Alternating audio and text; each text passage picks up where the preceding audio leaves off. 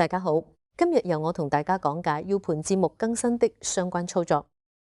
首先打開 Player Master 1.8 版本軟件，點擊節目管理，在已經做好的節目的右邊，可以發現導出這個按鈕，點擊導出，點擊 U 盤即插即播，點擊更新，然後在指定位置後面點擊，找到 U 盤，單擊確定，單擊開始按鈕，導出成功。還有一個辦法，就是在節目的正上方可以看到導出到 U 盤這個按鈕，和這個按鈕的操作是一模一樣的。